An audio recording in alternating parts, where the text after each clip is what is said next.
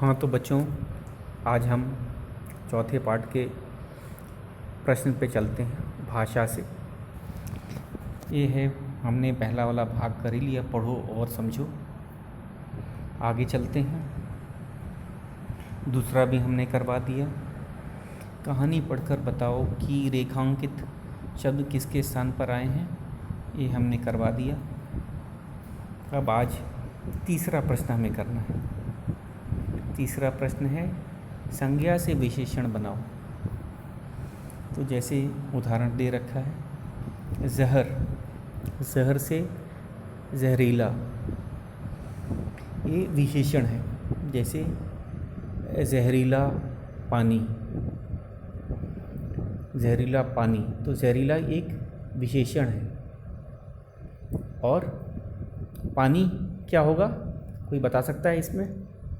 जब हम लोग जहरीला पानी बोल रहे हैं तो जहरीला तो विशेषण है, ये किसकी विशेषता बता रहे थे? पानी की। तो बच्चों, ये पानी क्या हुआ?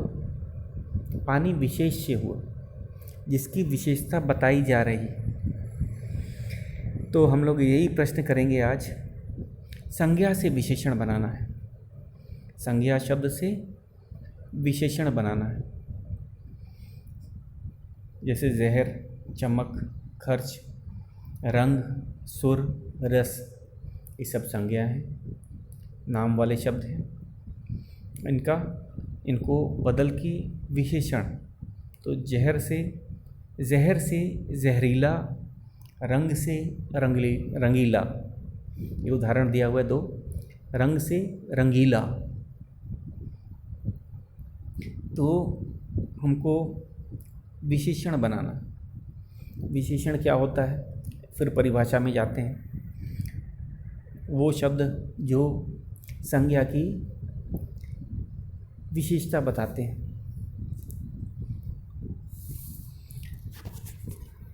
और उनको, जिसकी विशेषता बताई जा रही होती है, उसको विशेष्य बोला जाता है। बच्चों, क्या बोला जाता है? विशेष्य।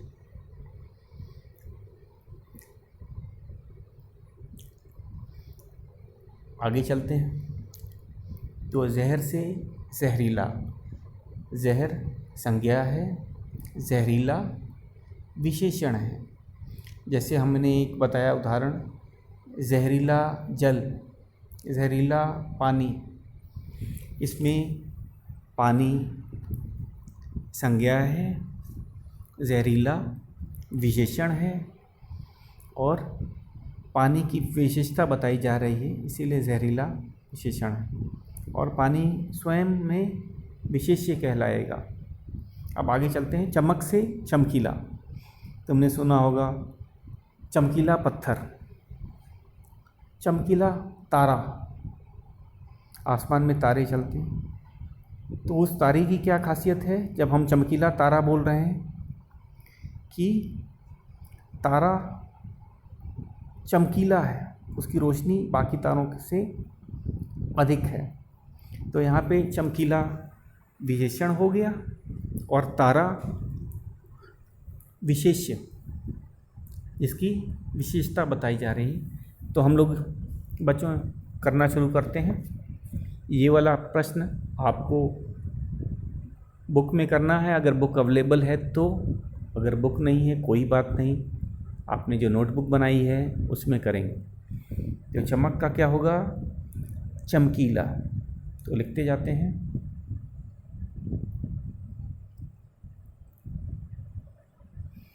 चमकीला, ये है विशेषण। किसका था विशेषण? चमक का। चमक क्या है? चमक संज्ञा है। उसी तरह अब आगे चलते जाते हैं। खर्च, खर्च का हो जाएगा बच्चों खर्चीला। कहते हैं ना कि खर्चीला व्यक्ति है, आम भाषा में हम लोग बोलते हैं जो बहुत अधिक खर्च करता है। तो इसमें व्यक्ति क्या है? व्यक्ति संज्ञा है। खर्चीला क्या है? विशेषण है। विशेषण किसकी विशेषता बता रहा है? व्यक्ति की। तो व्यक्ति क्या हो गया, विशेष्य हो गया। तो हम लोग खर्चीला लिखते हैं।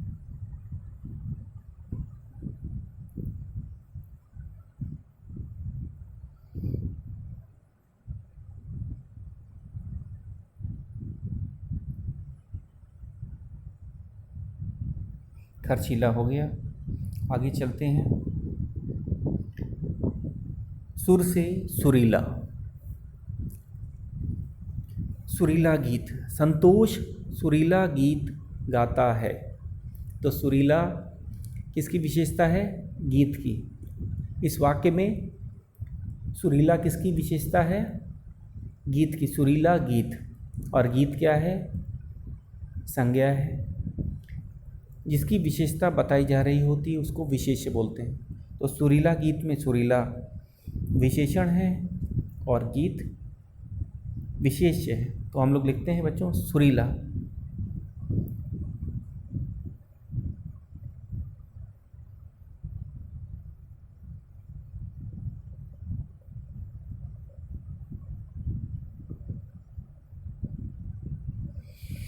तो ये था सुरीला। उसी तरह आगे चलते हैं। अगला है हमारा रस। रस से बना रसीला, जैसे रसीला आम। तो इसमें रसीला विशेषण है, आम हम लोग जानते हैं संज्ञा है। तो किसकी विशेषता बताई जा रही है यहाँ पे, आम की। इसीलिए रसीला विशेषण हो गया और आम विशेष्य हो गया। विशेष्य यानी जिसकी विशेषता बताई जा रही है। तो इसको लिखते हैं रसीला। कैसे लिखते हैं बच्चों,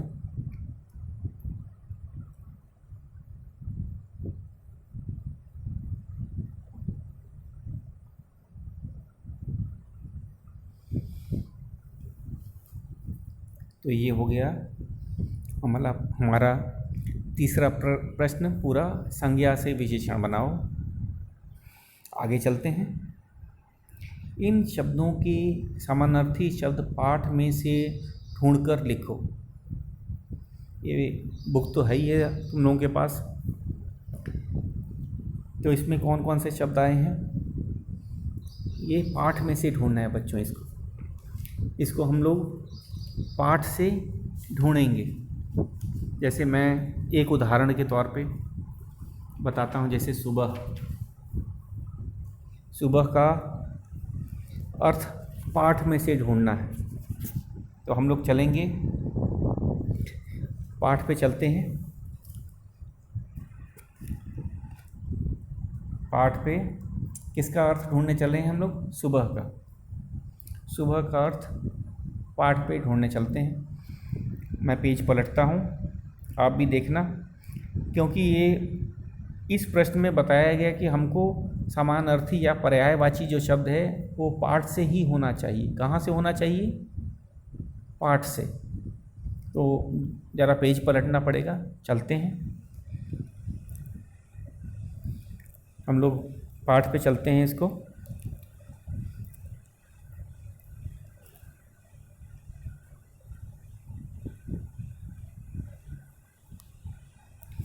ये मिला शब्द हमें सुबह का। सुबह का शब्द हमें मिल गया भोर, और ये पाठ में भी है। तो इस तरह से ये प्रश्न हमें करना है बच्चों, अपने पाठ से ही ढूंढना है। ये नहीं कि जो मन में आया समानार्थी या पर्यायवाची वही लिख दिया। हमें पाठ से जो भी इंस्ट्रक्शन दिया रहता है उसको ही हमको फॉलो करना है। बुक में लिखा हुआ है कि पाठ से करो, तो हम लोग पाठ से ही करेंगे।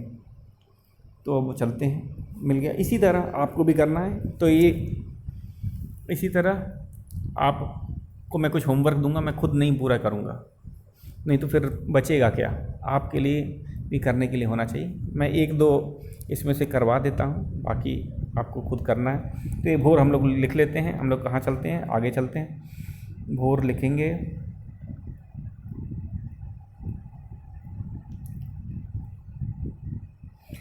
हाँ, तो सुबह की जगह पे आ गए हम लोग।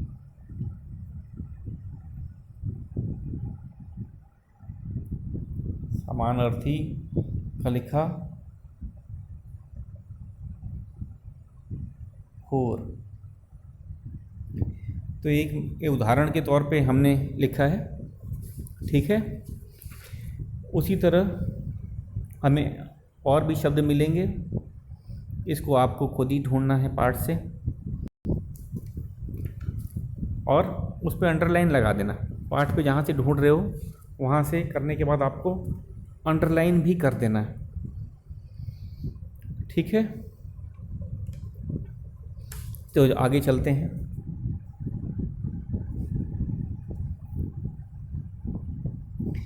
जिंदा, जिंदा शब्द है, पाठ में से ढूंढना इसका अर्थ चलो मैं बता देता हूँ, लेकिन इन शब्दों को अब आपको खुद ही बुक से ढूंढना है और उसमें अंडरलाइन लगाना है।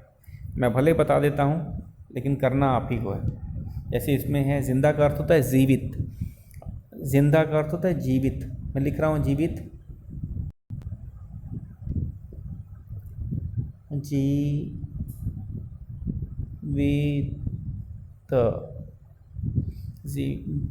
जीवित, ये इसको आप पाठ से ढूंढेंगे तभी मिलेगा, ठीक है ना। ये ढूंढने का काम अब आपका होगा। उसी तरह हम लोग आगे चलते हैं। अगला है साफ। पाठ में हमने देखा जीटू हर बार बार शुद्ध जल के ढूंढने की बात कर रहा था, तो शुद्ध, साफ का क्या है, शुद्ध है, आसानी से मिलेगा। इसको आपको ढूंढना है। मैं इसको लिख देता हूँ, बुक्स से आप ढूंढेंगे।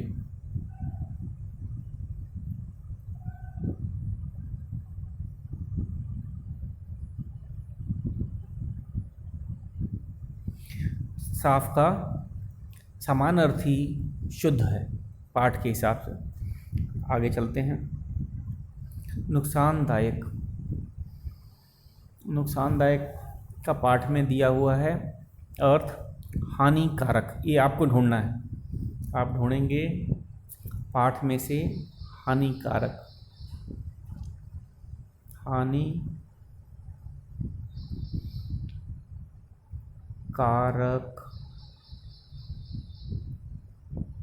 अब ये ढूंढने का काम आपका है। फिर हम अगले शब्द पे चलते हैं। अगला शब्द है तरीका। तरीका का है, पाठ में जहाँ से ढूंढना, ये शब्द दिया है उपाय, उपाय। ये पाठ में शब्द है, ढूंढ लीजिएगा। उसी तरह एक और शब्द है जहरीला। विषैला का अर्थ होता है, अरे समानार्थी होता है जहरीला, तो जहरीला लिख देते हैं। शब्द आप ढूंढेंगे,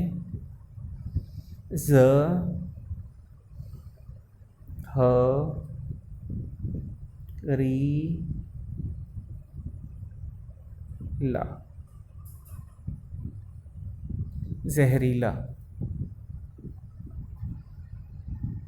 ये हो गया। अब हम लोग आगे चलते हैं बच्चों। वाक्य बनाओ। वाक्य बनाओ पे चलते हैं। पहला शब्द है ग्रह। ग्रह के ये पहला अर्थ है, ग्रह का अर्थ होता है नक्षत्र, इंग्लिश में प्लैनेट्स बोलते हैं। जैसे मंगल एक ग्रह है। गृह, गृह का अर्थ होता है घर। जैसे हम लोग बोलते हैं गृह कार्य दिया है। गृह कार्य मतलब वह कार्य जो घर में किया जाएगा। तो गृह का एक अर्थ होता है घर, और ग्रह का अर्थ होता है नक्षत्र। जैसे बृहस्पति ग्रह है, मंगल ग्रह है, शुक्र ग्रह है। तो ये जो प्लैनेट्स थे हमारे, मरकरी, वीनस, अर्थ, मार्स, जुपिटर, ये तो दोनों बोलने में लगभग एक जैसा है लेकिन इनके अर्थ अलग हैं। अगला है आदि। आदि का बगैर, एक्सेट्रा इंग्लिश में नहीं लिखते हम लोग, और भी है। जब लिस्ट बहुत लंबी होती है, जैसे हम जंगली जानवरों की लिस्ट लिख रहे हैं, शेर, चीता, हाथी आदि आदि, मतलब ये लिस्ट 3 ही जानवर जंगली नहीं होते हैं। इसका अर्थ होता है लिस्ट तो बहुत लंबी है लेकिन हम 3-4 ही लिख रहे हैं, और बाकी जब आदि लिख देते हैं तो हमारा काम चल जाता है। एक्सेट्रा मतलब लिस्ट बहुत लंबी थी, सूची बहुत लंबी थी, लेकिन हमने 3-4 उदाहरण देने के बाद आखिरी में आदि लगा दिया। दूसरा वाला है आदि। इसका अर्थ होता है आदत होना। कोई चीज़ की आदत पड़ जाती है, ठीक है, तो उसको आदत को आदि बोला जाता है। तो हम देखा जाए तो उच्चारण लगभग एक सा है, लेकिन इनके अर्थ और वर्तनी, स्पेलिंग, वर्तनी का अर्थ होता है स्पेलिंग, ये अंतर है। तो हमें क्या करना है, ये हमारा गृह कार्य ही है एक, क्योंकि अभी तो घर में ही करना है। तो पहला वाला हम लोग लेते हैं ग्रह। वाक्य बनेगा ग्रह का ही, नक्षत्र का वाक्य नहीं बनाना है, और गृह का वाक्य बनाना है, घर का वाक्य नहीं बनाना है। तो एक उदाहरण मैं देता हूँ, तुमको ये उदाहरण में नहीं लिखना है, तुम्हें अलग अपना वाक्य खुद बना के लिखना है। और कुछ बच्चे व्हाट्सएप में होमवर्क मांग रहे होते हैं कि क्या तुमने हिंदी की ये काम किया तो उसको क्लिक करके दे दो। अरे ये तो चीटिंग हो गई, कॉपिंग। इसमें क्या क्रिएटिविटी रह गई, तुम्हारा अपना क्या योगदान रह गया, तुमने क्या किया। तो इन सब चीज़ों के लिए कोई ऐसे मैसेज नहीं आने चाहिए व्हाट्सएप में, किसी भी सब्जेक्ट का। हिंदी की बात नहीं मैं कह रहा हूँ कि तुमने, अरे वीडियो सबको दिखा गया, तुम्हें अपना काम खुद करना है, उसको क्रिएटिविटी बोलते हैं। नहीं तो फिर चीटिंग और कॉपिंग का अंतर क्या रह गया। फिर कॉपी करना, बस उतार लेना ही करना है, या किसी दूसरे ने मेहनत किया है उसका देख के उतार लेना, ये नहीं होना चाहिए। तो हम लोग चलते हैं, मैं समझा रहा हूँ। इसका वाक्य बनेगा, तुम ही बनाओगे, अपने शब्दों में बनाओगे। उदाहरण और समझाने का काम तो मेरा है, वो मैं कर रहा हूँ, ठीक है। तो आगे चलते हैं। ग्रह, इसका एक उदाहरण मैं देता हूँ। मंगल ग्रह पृथ्वी के समीप है, ये है वाक्य ग्रह का। तो ये मैंने किसका वाक्य बनाया बच्चों, ग्रह का बनवाया कि मंगल ग्रह पृथ्वी के समीप है। तो ये था ग्रह का। अब हम लोग चलते हैं दूसरे गृह पे। इस पे आ गए गृह पे। तो गृह का वाक्य बनाना है, मेरा गृह स्कूल के समीप है। यह गृह घर के लिए है। तो ये मैंने उदाहरण दिया, कोई इसी को नहीं लिखेगा, अपने शब्दों में सोचो और वाक्य बनाओ। तो अगले शब्द पे चलते हैं। आदि, मैंने बोला था कि आदि का अर्थ होता है वगैरह।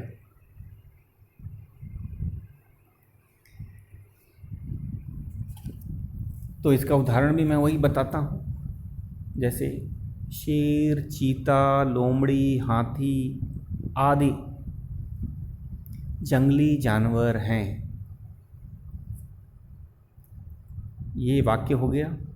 इस आदि का अर्थ होता है कि जो सूची में दे रखी है, इसके अलावा भी बहुत सारे जंगली जानवर हैं, लेकिन हम सबका नाम नहीं लिख रहे हैं, कुछ का नाम लिखा है, और इसके अलावा भी जंगली जानवर होते हैं।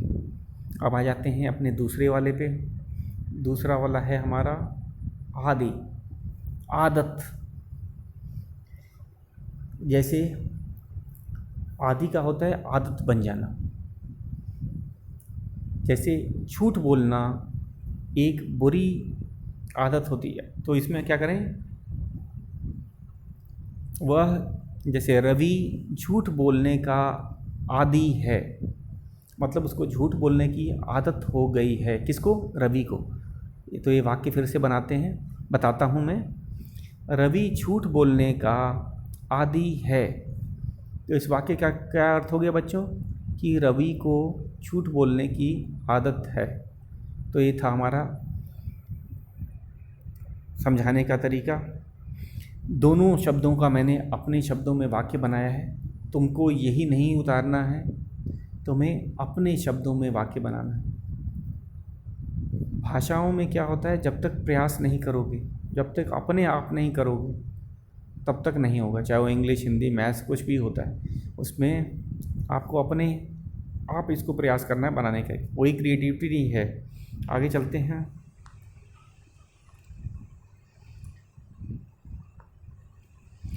तो एक हमने नया शब्द सुना, समश्रुति भिन्नार्थक शब्द। ये क्या होता है, जब शब्दों का उच्चारण लगभग एक जैसा होता है लेकिन उनका अर्थ और वर्तनी अलग अलग होता है, ऐसे शब्दों को समश्रुत भिन्नार्थक शब्द कहते हैं। सुनने में तो एक समान लगते हैं। समश्रुत मतलब, सम मतलब एक समान, श्रुत मतलब सुनना। सुनने में एक समान लगते हैं लेकिन उनका अर्थ भिन्नार्थक, भिन्न मतलब अलग अलग, उनका अर्थ अलग अलग होता है। तो हमारा एक नया शब्द था समश्रुत भिन्नार्थक शब्द।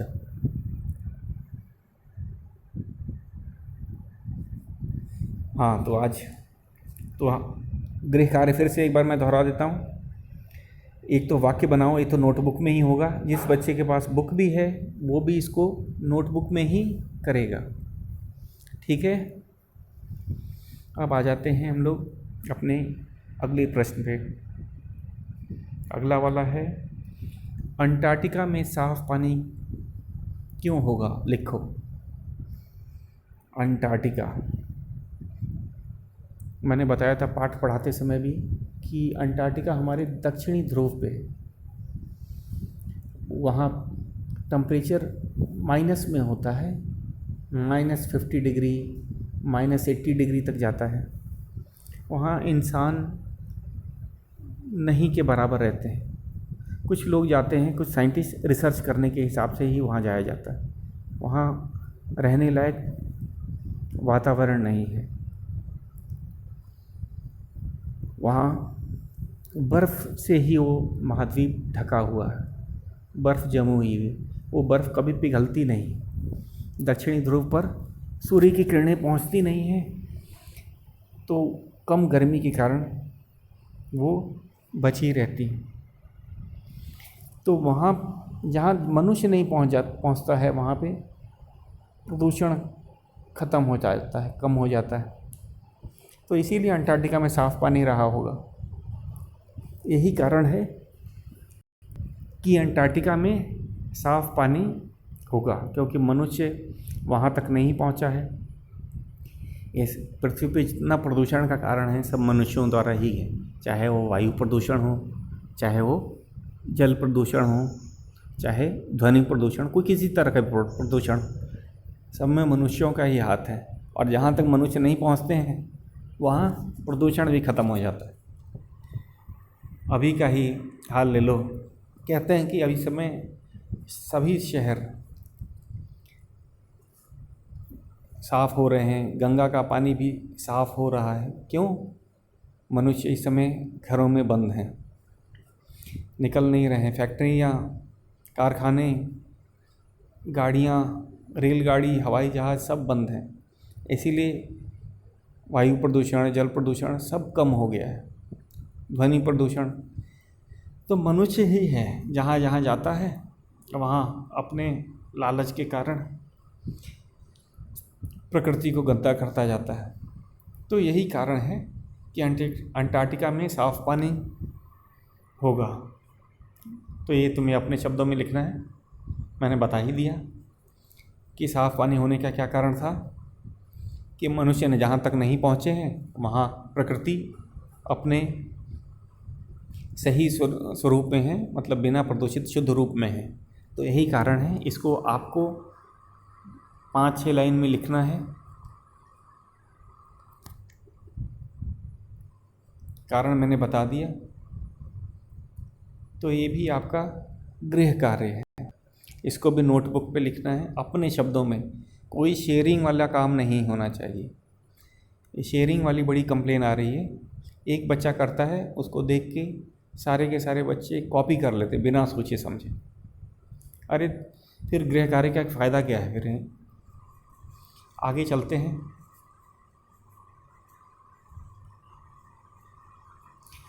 ये सब हैं, एक दो एक्टिविटी के क्वेश्चन हैं। तो ये सब नेट से ज़रा देख लेना, ये सब कुछ अच्छी हैं। तुम्हारे घर में कहाँ से पानी आता है? सबके घर का ये अलग अलग स्रोत होता है। कईयों के घर में नल से आता है, कईयों के घर में सबमर्सिबल से आता है, कईयों के घर में, सबके स्रोत अलग अलग हैं। तो वो कैसे आता है, शुद्ध करके तुम्हारे घर तक पहुंचाता है जाता है? जैसे दिल्ली शहर में कैसे आता है पानी, वहाँ यमुना नदी का पानी को शोधित किया जाता है, प्यूरिफाई करके फिर घरों में नल सप्लाई किया जाता है, फिर उन नलों से पानी आता है। तो ये सबके घर का अलग अलग है। बनारस में बहुत से घरों में सबमर्सिबल है, बहुत से घरों में नल का पानी आता है और उस पानी को शुद्ध किया जाता है। किससे? क्लोरीन से। अगर पता तो अभी कर नहीं सकते, फिर भी ये नेट से तुम पता कर सकते हो पानी कैसे शुद्ध किया जा सकता है। ये भी नेट से पता करो, मालूम करो कि अशुद्ध पानी पीने से कौन कौन सी बीमारियाँ हो जाती हैं। जॉन्डिस सुना होगा, हेपेटाइटिस, पीलिया, हिंदी में पीलिया बोलते हैं, ये सब अशुद्ध जल से ही होती हैं। और अशुद्ध हम पानी को अशुद्ध होने से रोकने से क्या क्या कर सकते हैं, ये भी चर्चा करना है। ये तो क्लास में करेंगे हम लोग चर्चा, इसको छोड़ दो बच्चों। तो बीमारियों के नाम पता कर लेना। जल से, अशुद्ध जल से होने वाली बीमारियां कौन कौन सी हैं। पानी से बचत करने के तरीके बताते हुए एक पोस्टर बनाओ। तो इसमें एक ये बना देना, ये एक्टिविटी वाला क्वेश्चन है। मैं हर लेसन के बाद एक्टिविटी वाला ज़रूर क्वेश्चन दे रहा हूँ, तुमने देखा होगा ध्यान से। तो इसमें एक पोस्टर बनाना है। पोस्टर में क्या बनाना है कि पानी की बचत करने का क्या तरीका है। जैसे वॉश बेसिन, ब्रश करते समय वॉश बेसिन बंद होना चाहिए। कुछ बच्चे ब्रश करते समय वॉश बेसिन खुला छोड़ देते हैं। तो ये तुम पोस्टर के फॉर्म में इसको बना सकते हो। और भी इससे एक्टिविटी रिलेटेड और भी क्वेश्चन है, हम लोग दिखा रहे हैं। जैसे हाँ, इनको डिस्कस कर लेते हैं ज़रा सा। चित्र को देखकर सही और गलत का निशान लगाओ। ठीक है, पहला वाला है गलत का निशान। कारण क्या है कि नल खुला हुआ है, हमें पानी व्यर्थ नहीं करना चाहिए। पानी कभी भी व्यर्थ नहीं करना चाहिए, क्योंकि शुद्ध पानी की कमी है, ये हम लोग जानते हैं। इस पाठ में भी यही बताया गया था, तो ये गलत है। दूसरा वाला तरीका है, ये सही है। इसमें दिखाया गया कि रसोई में जो इस्तेमाल किया हुआ पानी है, जैसे सब्जी धोने के बाद, अनाज धोने के बाद, उसको पौधों को दिया जा सकता है। वो पानी जहरीला नहीं होता, उसका हम लोग दोबारा उपयोग कर सकते हैं। तो ये दूसरा वाला चित्र में सही हो रहा है, जो सब्जियों के धोने के बाद उस पानी का पौधों को दिया जा रहा है, तो ये सही है। आगे चलते हैं।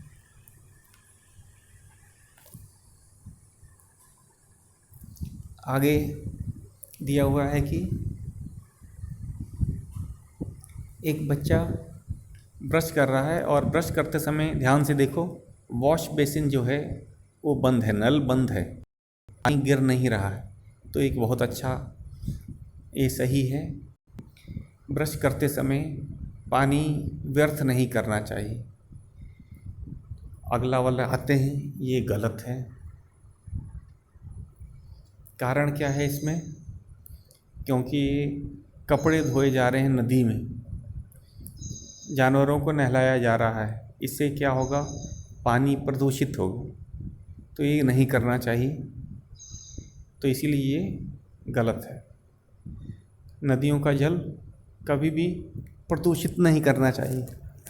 गंगा में तो कपड़े धोने पे रोक है, जानवरों के नहलाने पे भी रोक है, क्योंकि ये तो पूजनीय नदी है और ऐसा काम करने से वो प्रदूषित होगी। अगले वाले प्रश्न में चलते हैं, ये गलत है। कहते हैं कि झरने या शावर से नहाने से पानी बहुत ज़्यादा व्यर्थ होता है, बर्बाद होता है। हमें नहाने के लिए जहाँ तक संभव हो सके बाल्टी तथा मग का इस्तेमाल करना चाहिए। शावर से पानी बहुत देर तक गिरता है और बर्बाद ज़्यादा होता है, तो ये गलत है, इसलिए हमने इसको क्रॉस किया है। अगला वाला सही है। हमें जितने पानी की ज़रूरत है, चाहे पीने के लिए, बड़ा अजीब सा लगे कि हमने आधा गिलास पानी लिया और आधा गिलास ही पानी पिया, ये सही है बच्चों। जितना हमें, जैसे हम लोग खाना कैसे खाते हैं, जितने खाने की ज़रूरत होती है उतना ही लेते हैं, ज़्यादा लेने से खाना बर्बाद होगा। उसी तरह पानी को कभी कोई इस हिसाब से नहीं समझता है। अगर हमें आधे गिलास की ही पानी की ज़रूरत है तो हमें आधा गिलास ही लेना चाहिए। कुछ लोग क्या करते हैं, पानी को सोचते हैं ये तो बहुत आसानी से मिलता है, वो पूरा गिलास लेंगे, पानी आधा पिएंगे और आधा गिलास फेंक देंगे, तो ये गलत है। जितना पानी हमें चाहिए, अगर हमारी आवश्यकता आधे गिलास की है तो हम आधा गिलास ही पानी लेंगे तथा उतना ही पिएंगे। तो ये हो गया हमारे प्रश्न, हमने डिस्कस कर दिया। अब आगे से हम बच्चों व्याकरण पुस्तक पे आ जाएंगे अपने। हमने 4 पाठ कर लिए हैं, कल से हम हिंदी व्याकरण पढ़ेंगे। तो आज के लिए पूरा हो गया, धन्यवाद।